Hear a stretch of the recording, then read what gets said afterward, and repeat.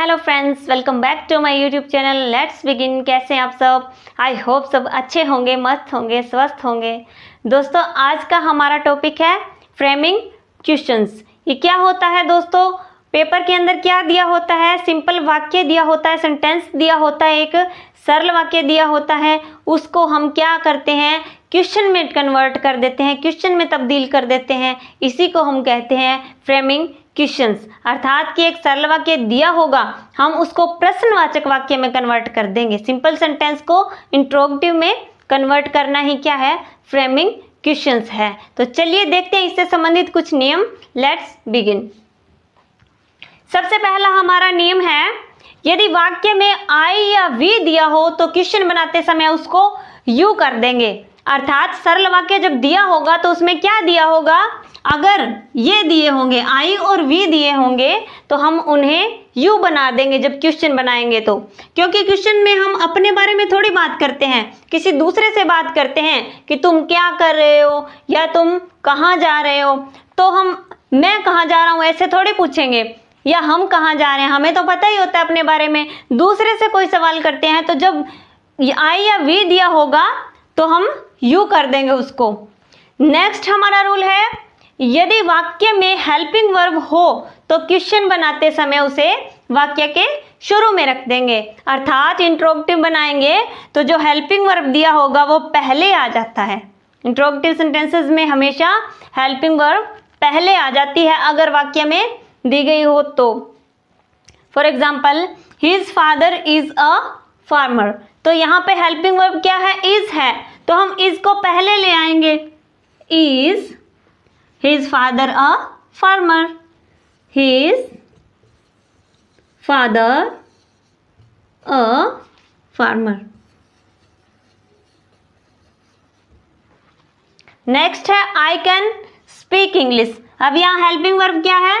Can दिया है, model auxiliary verb है ये, तो कैन को पहले ले आएंगे। कैन आई दिया है तो आई को हम किस में कन्वर्ट कर देंगे? यू में कन्वर्ट कर देंगे। Can you speak English? Can you speak English?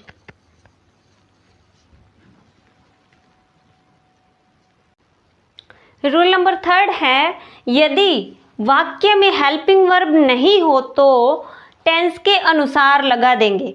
कि यदि वाक्य के अंदर दिया गया नहीं हो हेल्पिंग वर्ब, कोई सहायक क्रिया नहीं दी गई हो, तो हम क्या करेंगे? उस वाक्य में जैसा टेंस दिया गया है, अर्थात अगर प्रेजेंट टेंस है तो उसके अनुसार हम डू डज कर देंगे। अगर पास्ट टेंस दिया है तो क्या कर देंगे? डिड कर देंगे। जैसे वर्ब के साथ यदि एस या ईएस लगा हो तो वो कौन सा टेंस होता है? प्रेजेंट टेंस होता है। तो वहां पर हम क्या कर देंगे? डज कर देंगे। जहां वर्ब के साथ एस या एस लगता है वो कौन सा होता है? प्रेजेंट इंडेफिनिट टेंस, तो डज करेंगे। वर्ब की फर्स्ट फॉर्म दी है बिना एस या ईएस के, अर्थात वर्ब के साथ एस या एस नहीं लगा है लेकिन सिर्फ वर्ब की फर्स्ट फॉर्म है, तो भी क्या है? प्रेजेंट इंडेफिनिट है, तो उसके साथ हम डू कर देंगे। क्योंकि ही, शी, इट और एनी सिंगुलर नाउन के साथ क्या लगता है? डज लगता है, इसलिए यहाँ पर वर्ब के साथ एस या एस लगता है और जब हम क्वेश्चन बनाते हैं तो डज लग जाता है। और आई, यू, दे, वी और एनी प्लूरल नाउन के साथ क्या लगता है? डू लगता है और वर्ब के साथ एस या एस नहीं लगता। पास्ट टेंस दिया हो तो डिड लगा देंगे, अर्थात सेंटेंस पास्ट टेंस में हो तो क्वेश्चन बनाते समय हेल्पिंग वर्ब क्या यूज कर देंगे? हम डिड यूज करेंगे। जैसे दे गो टू स्कूल, तो यहाँ पे वर्ब की फर्स्ट फॉर्म दी गई है। क्यों? क्योंकि यहाँ पे दे है, क्योंकि ये प्लूरल नाउन है ना, इसलिए यहाँ पे वर्ब की फर्स्ट फॉर्म है, तो यहाँ पे क्या कर देंगे? डू कर देंगे। क्योंकि फर्स्ट फॉर्म के साथ बिना एस या एस के लगी हो तो हम डू लगाएंगे। Do they go to school? Go to school. Next है verb run, he runs on the road. तो यहाँ पे वर्ब के साथ एस लगा है तो हम क्या कर देंगे? डज का यूज करेंगे। डज ही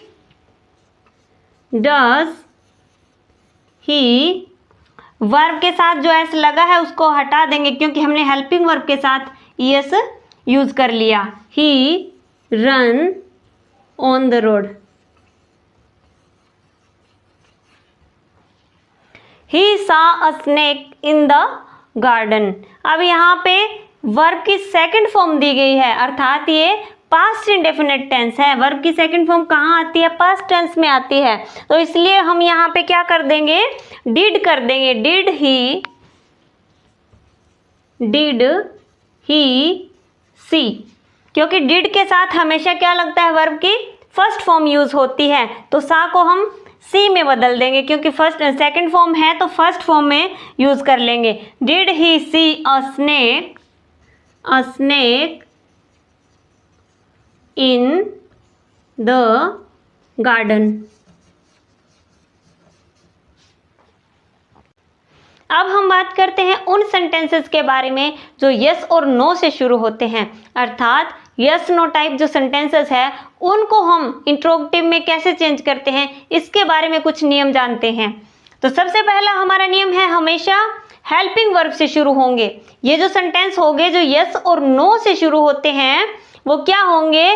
क्वेश्चन बनाते समय, इंट्रोगेटिव में चेंज करते समय हेल्पिंग वर्ब से शुरू करेंगे हम उनको, और यस और नो को हटा देंगे। जो सेंटेंस में यस नो लगा होगा उसको हम हटा देंगे।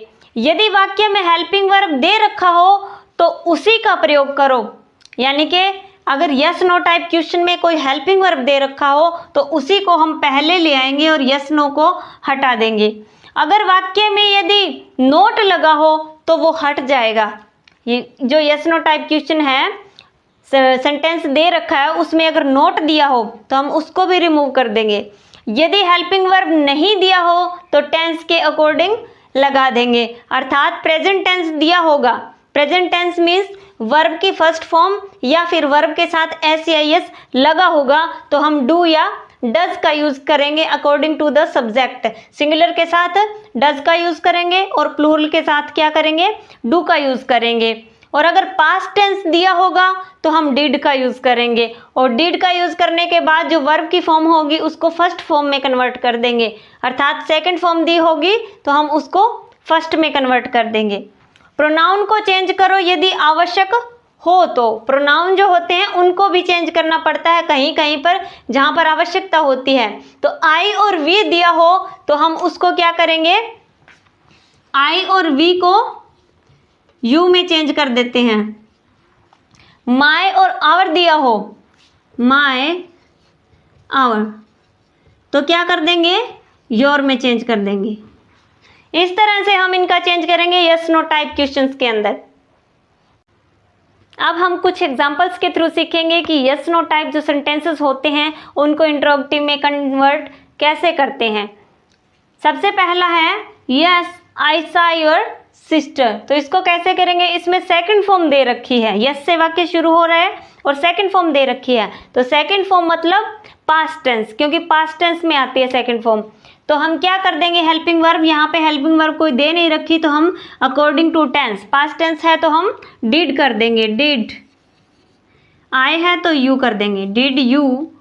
यस को रिमूव कर देंगे, इसको नहीं लिखेंगे। डिड यू, सा को सी में कन्वर्ट कर देंगे, क्योंकि डिड के साथ हमेशा वर्ब की फर्स्ट फॉर्म यूज होती है। डिड यू सी योर है तो माई कर देंगे, माई सिस्टर।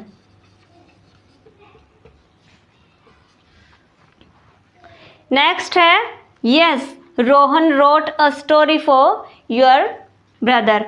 तो यहाँ पे सेकंड फॉर्म दी है तो क्या करेंगे? डिड कर देंगे, डिड रोहन। रोट है तो राइट कर देंगे, फर्स्ट फॉर्म बना देंगे, write a story for your है तो माई ब्रदर।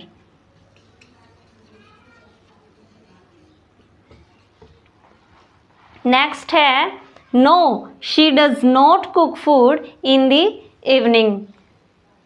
तो डज दे रखा है यहाँ पे, इट मीन्स ये क्या है? प्रेजेंट टेंस है तो डज को पहले ले आएंगे। जब सेंटेंस के अंदर डज या डू या कुछ भी हेल्पिंग वर्ब दी हो तो हम इंट्रोगेटिव बनाते समय उसी से शुरू करते हैं वाक्य, अगर दी हो सेंटेंस में। तो अगर ना दी हो तो जो वर्ब दी होगी उसके अकॉर्डिंग हम देखेंगे कि पास्ट है, प्रेजेंट है, क्या है, तो उसके अकॉर्डिंग हम लगा देंगे। अगर दी हो तो उसी से शुरू करते हैं।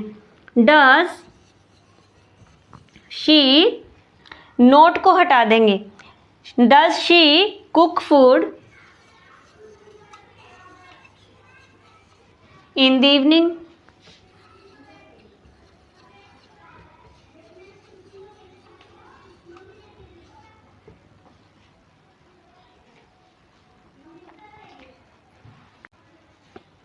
नेक्स्ट हमारा रूल नंबर 5 है, यदि डू, डज और डिड मुख्य क्रिया अर्थात कि मेन वर्ब के रूप में दिए गए हों तो हम क्या करते हैं, क्वेश्चन बनाते समय आवश्यकता अनुसार हेल्पिंग वर्ब भी लगाएंगे, क्योंकि हेल्पिंग वर्ब अवश्य ही लगती है जब हम क्वेश्चन बनाते हैं, इंट्रोगेटिव में कन्वर्ट करते हैं इनको, सिंपल सेंटेंसेस को, तो हेल्पिंग वर्ब से शुरू होगा।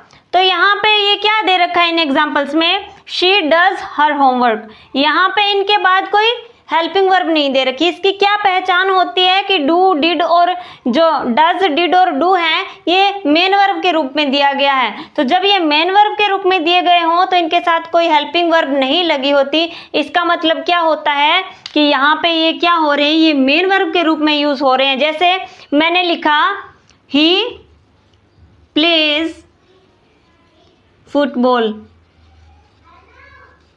अब यहाँ पे ये मुख्य क्रिया है, इसके साथ कुछ भी हेल्पिंग वर्ब यूज नहीं हुई, बस वर्ब के साथ क्या लग गया, SEIS लग गया। जैसे आई प्ले लिखूंगी तो वर्ब की फर्स्ट फॉर्म आ जाएगी आई प्ले फुटबॉल, तो ये क्या है, मेन वर्ब है। तो यहाँ पर भी क्या हो जाएगा, सेम स्ट्रक्चर, जैसे उसमें वर्ब की फर्स्ट फॉर्म दे रखी है, उनके साथ हेल्पिंग वर्ब कुछ भी यूज नहीं हुआ, तो इसका मतलब है कि ये भी यहाँ पे मेन वर्ब है, क्योंकि इनके बाद कुछ भी कोई भी हेल्पिंग वर्ब नहीं लगी है। इसका मतलब डू, डज, डिड और डू जो है यहाँ पर मेन वर्ब के रूप में यूज हो रहे हैं। तो जब ये मेन वर्ब के रूप में यूज होते हैं तो हम helping verb according to tense लगाएंगे। यहाँ पे डज दे रखा है, इसका मतलब क्या है, प्रेजेंट इंडेफिनिट टेंस है, क्योंकि यहाँ पे शी लगा है, ही शीट के साथ क्या लगता है, डज ही लगता है। तो हम सेंटेंस के अकॉर्डिंग, इसके सब्जेक्ट के अकॉर्डिंग हेल्पिंग वर्ब रखेंगे। और जो यहाँ पे ES लगा है, जैसे हम वर्ब के साथ करते हैं ना, जैसे मेन वर्ब के साथ जब ही शीट दिए हो तो SEIS लगता है, और अगर आयु दे भी लगा हो तो SEIS नहीं लगता, वैसे इनके साथ होता है। यहाँ पे शी दिया था इसलिए, वैसे तो मेन वर्ब क्या होता है, डू होता है, इसका करने का फॉर्म होता है। जैसे शी डज हर होमवर्क, उसने अपना होमवर्क कर लिया, गृह कार्य कर लिया, करने का क्या होता है, डू होता है, लेकिन वर्ब के रूप में ये यूज हो रहा है। यहाँ पे शी दिया, ही शीट के साथ SEIS का यूज होता है, इसलिए यहाँ पे इसके साथ ES लगा है। लेकिन जब हम यहाँ पे हेल्पिंग वर्ब यूज कर लेंगे इंट्रोगेटिव बनाते समय, तो जब हम इसको मेन वर्ब के रूप में आगे रखेंगे इंट्रोगेटिव में, तो इससे यहाँ से ये हेल्पिंग वर्ब हट जाएगा, ES हट जाएगा। जैसे डज शी डू, अब ये डू हो जाएगा, क्यों, क्योंकि जो ES इसके साथ हमने लगाया था, जैसे यहाँ पे लगता है, अगर इसको मैं यहाँ करती हूँ इंट्रोगेटिव में चेंज, तो यहाँ क्या दे रखा है, SEIS लगा है, तो हम डज लगाएंगे ना, he plays football, does he play football, football. तो यहाँ पे क्या करा हमने, डज हेल्पिंग वर्ब रख दिया, इसलिए यहाँ वर्ब से हमने क्या कर दिया, ये एस था वो हटा दिया। सेम यही स्ट्रक्चर यहाँ लागू होता है, क्योंकि ये मेन वर्ब है यहाँ पे, तो यहाँ पे हमने हेल्पिंग वर्ब डज यूज कर लिया, तो यहाँ से इसका ये ES हट जाएगा, क्योंकि ये मेन वर्ब है यहाँ पे। तो does she do her homework,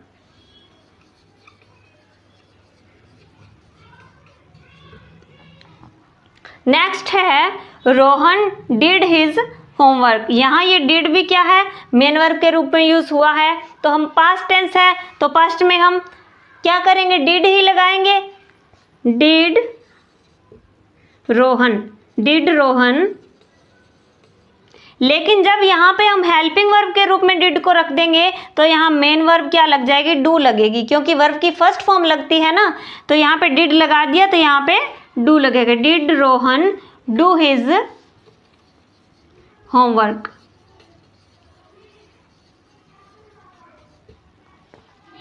they do their homework, अब यहाँ तो डू ही लगा, कोई कंफ्यूजन ही नहीं है। डू दे डू देयर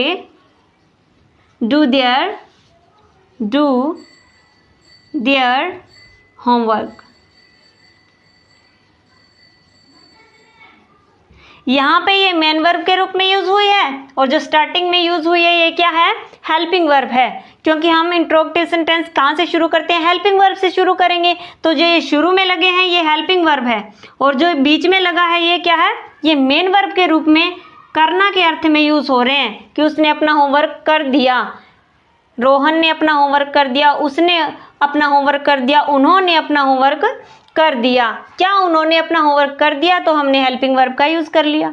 तो इसलिए यहाँ पे ये मेन वर्ब के रूप में यूज़ हो रही है, यहाँ पे हेल्पिंग वर्ब के रूप में यूज़ हो रही है। तो ये थे हमारे फ्रेमिंग क्वेश्चन से संबंधित कुछ नियम। I hope you will like this video. If you like then subscribe my channel, like and share. Thank you.